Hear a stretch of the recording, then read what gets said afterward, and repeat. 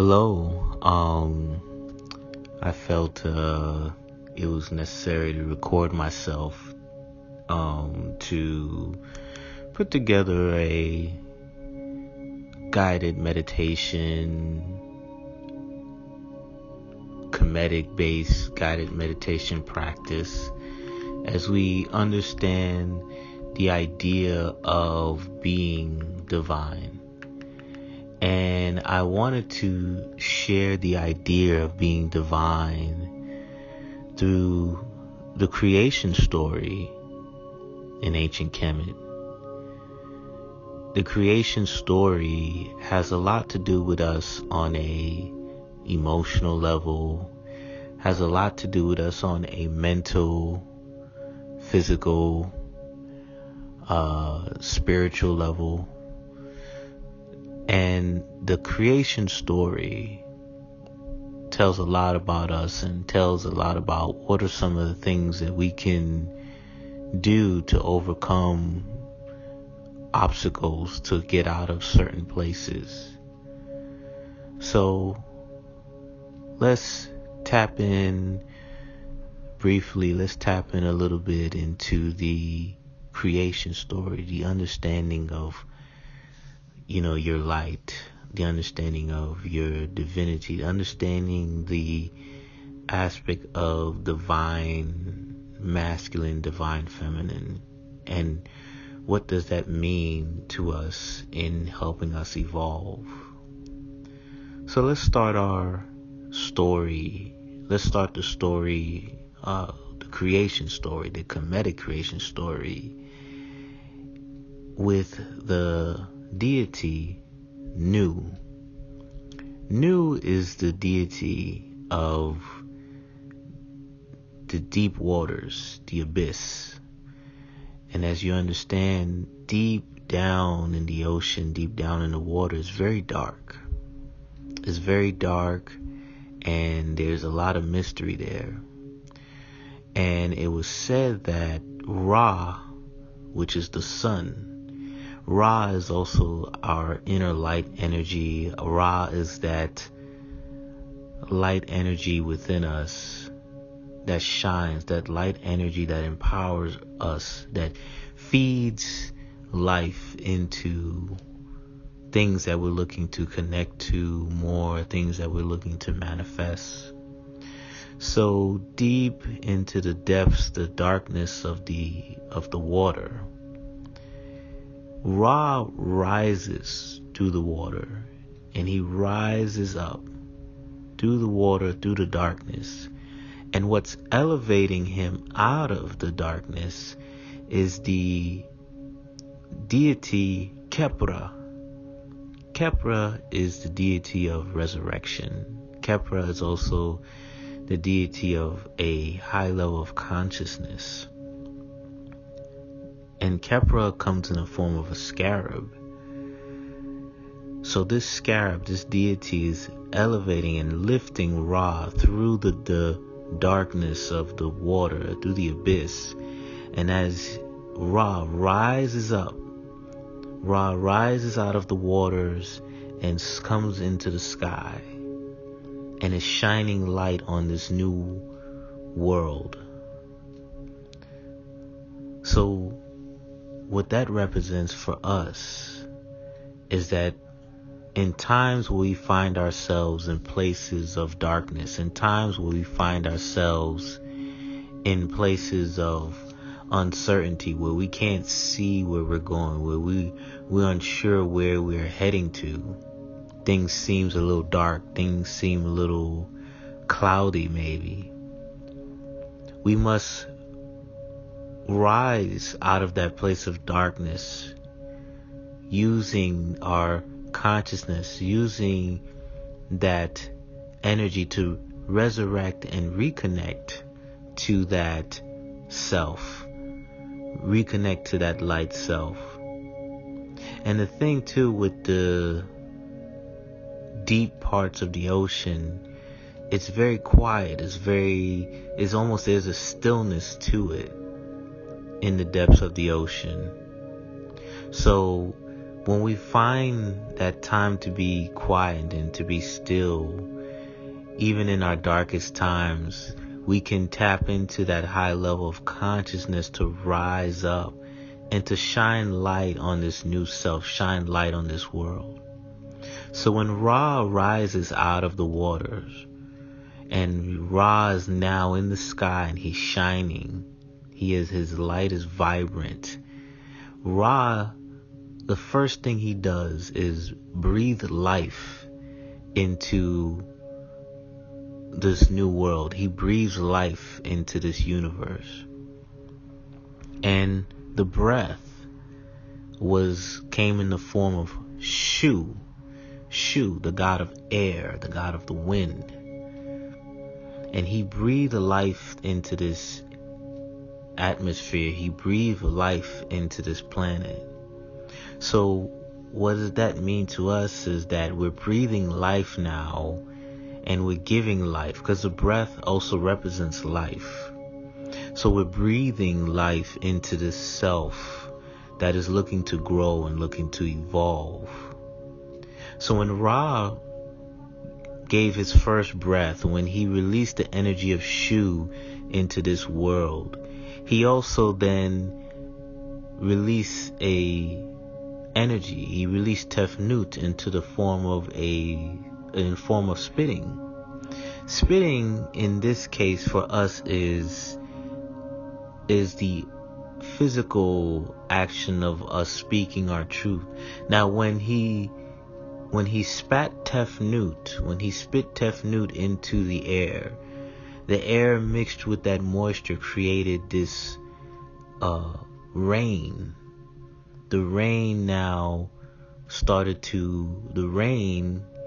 created the sky, and the rain also started to create this soil, this earth. And the sky became Nut, and the earth became Geb.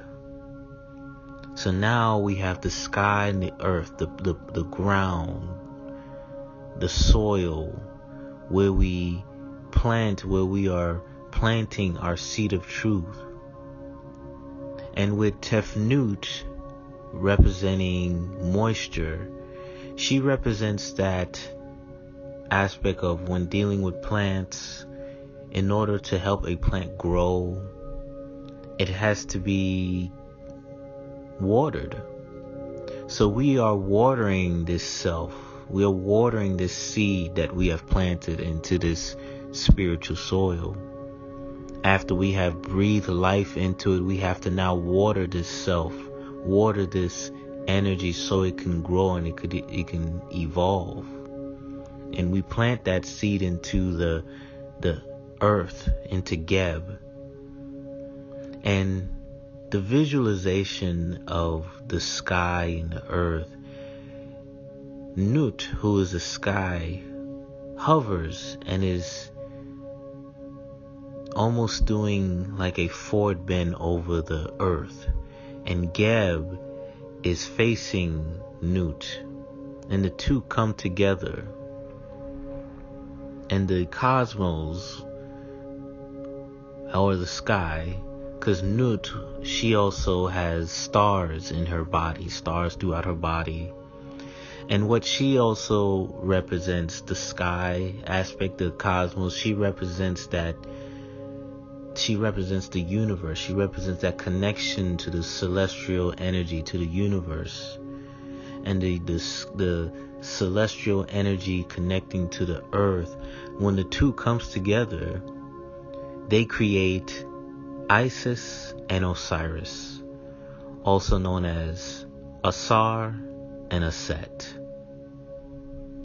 Asar and Aset represents the divine masculine and divine feminine in the physical realm, in our physical form.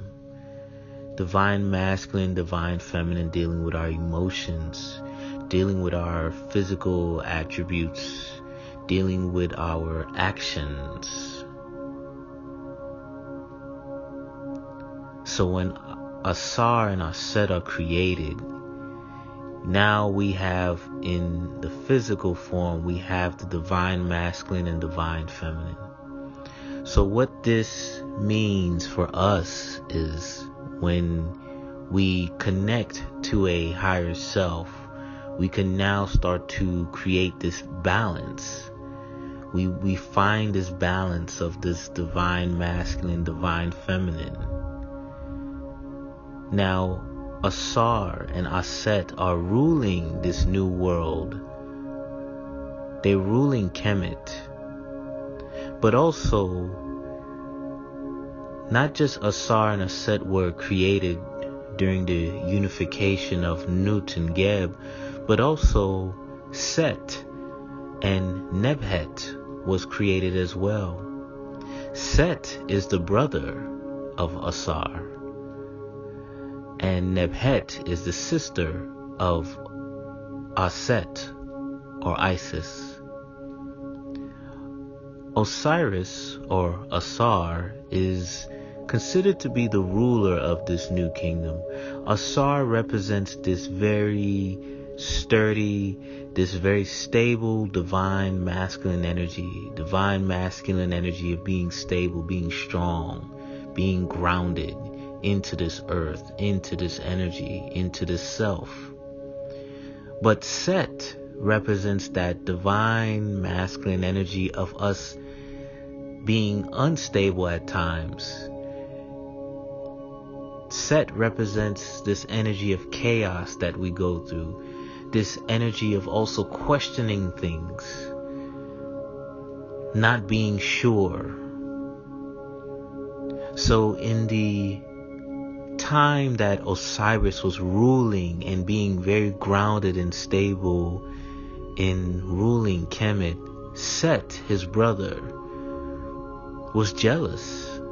Set felt that he was just as powerful, and he felt that he can also rule Kemet.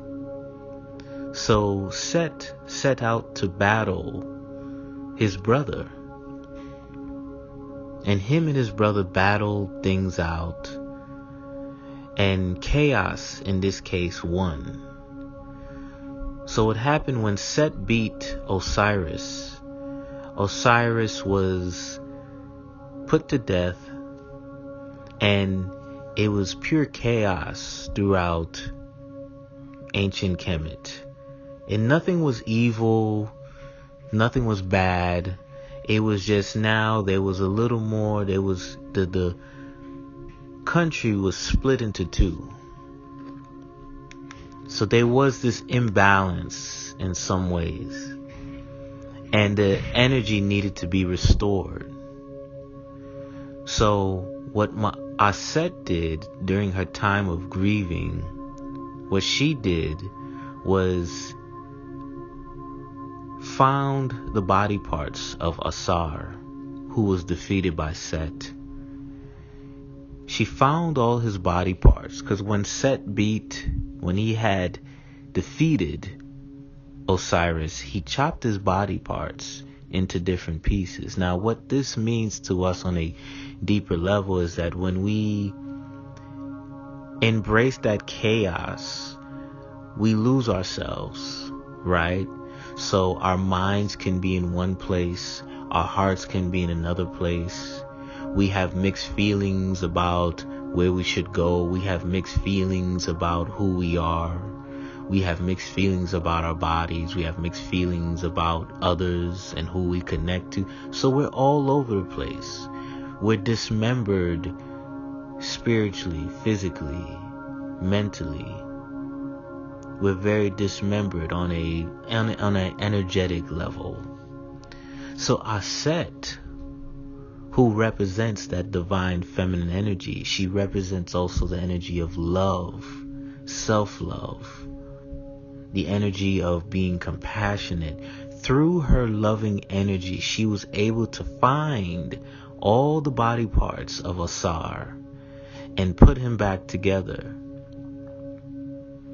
And with the help of her sister Nebhet, who is the wife of Set, Nebhet, which in translations means the lady of the house. So the lady of the house, during the time of Osiris being mummified, she made sure that his body was well taken care of, and she said prayers, and she gave him herbs and all this. So what this represents now is when we're looking to restabilize ourselves, when we're looking to find ourselves again, we have to first love that self. Even in the time of chaos, even in the midst of chaos, we have to find that self, that loving self. So we embrace that divine feminine energy of Aset. We embrace that divine feminine energy, and during that time where we're bringing ourselves together, we are being nurtured, we are being taken care of, the lady of the house, right? In some cases, this could be our mother, or just that motherly energy that we are receiving from others, or that we're giving to ourselves. So we are pulling ourselves back together, preparing ourselves to resurrect back to that moment of being stable, being grounded. In this whole time that we're doing this, there is plenty of chaos. Again, there's still a lot of uncertainty, but things are slowly coming together. So when Aset mummified and put Osiris' body parts back together, during his mummification process, Aset became pregnant through an immaculate conception. And when she was pregnant, she was told that she would birth a king. She would birth a king that would avenge his father. And when her child was born, her child was called, his name was Horus. His Kemetic name was Haru. And when he was born, his father was resurrected, but his father, Osiris, was resurrected in the spiritual world. So now that we have put ourselves back together, we're looking to be more grounded and stable, but we first have to tame, and we have to find some kind of reasoning with this chaotic energy that we are dealing with, or that we are feeling. So before Osiris can be fully erected and fully resurrected and fully be present, Horus now has to defeat his uncle Set. Horus has to find more balance and to tame this chaotic energy. So what Horus now is representing is us seeing ourselves a little deeper, seeing ourselves as more than who we are, or more than what others perceive us to be. One of the symbols that is connected to Horus is the eye of Horus, the all-seeing eye. And some will say this is the third eye, the pineal gland, which I believe. So through this deep visualization of ourselves and believing that we can overcome this energy of chaos, what Horus did was use that energy to learn and to make himself stronger and to prepare himself to go to war against this energy of chaos, against Set. And this war didn't happen just once. There were many battles. And Horus lost some, Horus won some. Because in these times when we are dealing with chaotic energy, whether it's internal or external, there's times where we will lose. There's times where we will not overcome those things right away. So we have to keep fighting. We have to dust ourselves off after we done lost the battle. But we have to understand we might lose the battle, but we haven't lost the war. So when Horus would lose here, but then win there was the one final battle between Horus and Set. And in this battle, Horus won. Horus came out victorious. And when Horus became victorious, when Horus became the winner, this restored balance. This restored Ma'at in society, in Kemet. And Osar was able to then be resurrected and to rule once again, but this time in the spiritual world. So we have to find that energy of Horu within us in order to find and to restore stability. And we have to, in order to reconnect to that energy of Ra, because we've gone through that process of rising out of the abyss, right? Rising out of darkness, then finally shining light into our universe, into our truth, into our world, speaking our truth, speaking life into ourselves, because the breath is a form of a communication to ourselves. Also utilizing that breath to plant a seed, to water the spiritual soil that we have planted our seed of truth in. Using that breath to water it and allow that seed of truth to grow. And that seed of truth grows and evolves, and at times can be knocked off, and at times can be dealing with things that are chaotic, but we have to dig deep. We have to look deep within, find that energy of Horu, and restore that balance, and restore that inner light. Reconnect to that inner light.